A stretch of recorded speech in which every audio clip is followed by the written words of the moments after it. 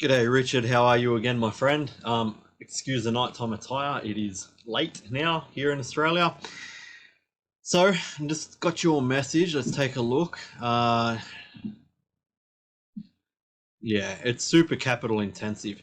It's not so capital intensive, like I used to own like a timber manufacturing, furniture manufacturing company, and that thing was capital intensive. I mean, like, man, like hundreds of thousands of dollars a month, right, in running machinery, wages, all sorts of things.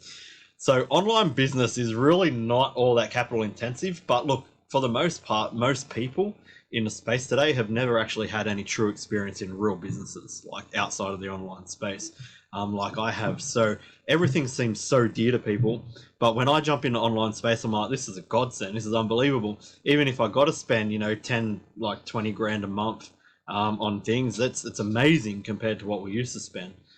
So, but in saying that, in the Amazon space, FBA is without a doubt the most capital intensive.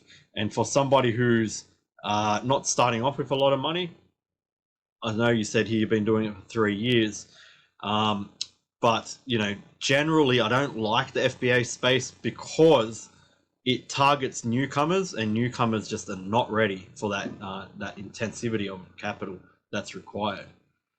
The UK market has become so saturated. Okay, I've heard that the public domain, the low content public domain books. Low content and public domain are two different things. Okay, so low content is definitely saturated, but I don't believe in that word saturated. I'll explain why in a moment. But the competition volume in low and no content publishing is definitely among the largest in the publishing space. The reason for that is there's no barrier to entry. Not really, right? If you can learn how to run a few little softwares and generate some images and do some lined notebooks, because that's what low and no content means, is like notebooks, puzzle books, comic books, color-in books, low content books, right?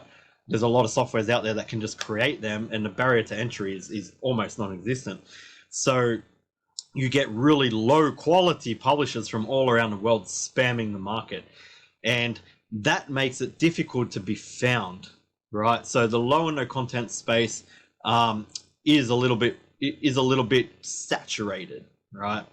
The public domain space, in contrast, is nowhere near saturated. I keep doing that, and I'm going to tell you why.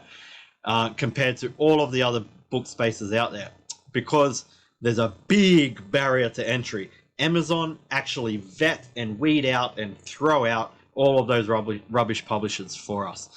Now, when I say there's no such thing as saturation, it's because saturation means that there's a lot of competition, and therefore most people think that means in turn that you can just never achieve anything in that space, which is absolutely not true. Business is all about 100% understanding, knowing, and targeting your specific market. So if you're really, really good at what you do, if you're really, up to date with what your market's looking for, all these other publishers mean nothing. We are the best in the business, and I'll confidently say that after 11 years in public domain publishing. We know our market extremely well. So when we teach you guys about how to target our market, the entire customer buying journey, like our whole course revolves completely all around that, right?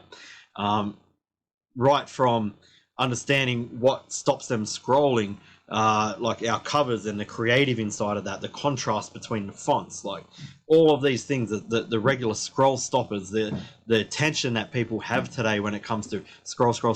We know how to stop that scroll. Then we know how to get them with the hook, right? Marketing 101, get them into our book, read our sales copy, purchase our product. So there's a lot more involved in it than that.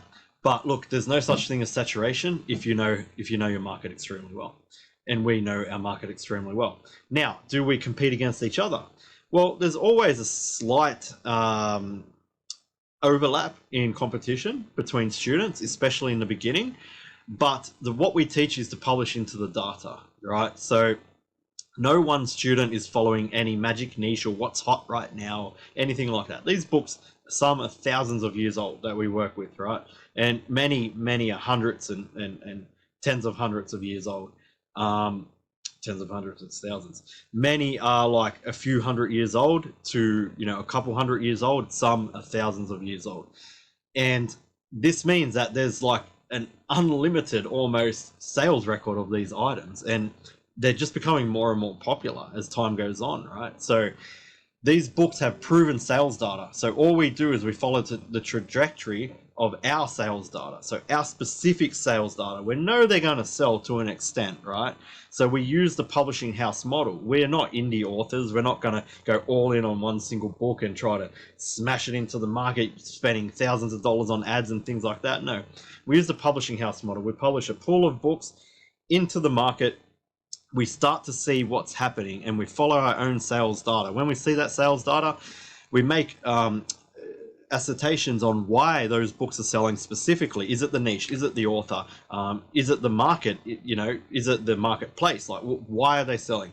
Once we figure that out, and I mean, we dive deep, like right down to the sales copy, which is essentially the description, to the elements on the cover and all of that stuff. Once we figure out why it's selling, we simply do more of that in that genre, in that niche. Now, what we've noticed over the years of doing this is in one account, what's working there is never, ever, ever, not once worked in the other account. So our sales data is always different. This means every single student that we have who's following the data properly is publishing off in different directions. Therefore, we don't overlap on each other as well. We're all using a very powerful strategy that with time and commitment can absolutely give you a long-term sustainable passive income, but none of us are directly competing against each other. And the other competition, like I mentioned, the saturation of it means nothing when you're the best in the business. Okay, so how difficult is it to make an extra $1,000 per month in profit? Look, man, I don't give specifics, because like I said, one account performs different to the other. One student performs different to the other. Even when I create multiple accounts for testing, it performs different to the other. So I just won't give you specifics on that, because I would just be taking a guess, right? And I don't guess. This is business. We're all about the data. If I have to say like generalization to £1,000, well, we work in US dollars, so I don't know about pounds. We get paid in pounds too, Great British pounds, but our main market is the USA, of course, so we mainly earn US dollars.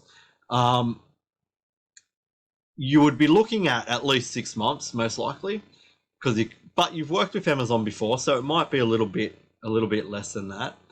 And that's because the first month is all learning. The second month is all implementation and getting it wrong. You're going to get it so wrong on that first month. No one ever learns something and they're great at it straight away.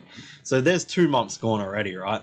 In the third month, you're sort of correcting those wrongs. By the end of the third month is where we aim to have you being a professional public domain publisher. In the first 3 months, we actually assess your work for you. So we make sure that you're actually doing the right thing. And it's after that third month is when you can really start to scale your business out, yeah? Because you're actually great at what you do by then. And, if you're substandard, and you will be, because everybody is, if you're substandard at what you're doing, you can't expect a phenomenal result, right? But once you get to that point where you're an actual expert, with our help, right, you don't need to do that 10,000 hours to become an expert thing, because we've done that for you. So with our help over that first 3 months, by that point, you should be an absolute expert. You'll still have our support, but you can go ahead and publish into the ether and keep building your business to become as large as you want it to be, essentially, right? Keep publishing, keep following the data, the money will just keep growing. So that's it, man. We're at 10 minutes now. I'm sorry I've taken up so much of your time, but I wanted to be very specific with you. And because questions like this, people want, I want this on that date and blah, blah, blah. And look, business doesn't work that way. And you know it. You've been doing FBA for 3 years. Business doesn't work like that. I can give you like our sales records and things like that. But like I said, they're so different between accounts. It doesn't even matter. I've got a video on this inside of the student portal anyway that explains about consistency in this business, because being consistent is the way to win. If you The only way to fail, the only way I've ever seen this business fail is when people quit or they stop believing. This business always prevails if you can stay consistent in your publishing efforts. All right, brother, thanks very much. And if you have any more questions, let me know, and have a good day.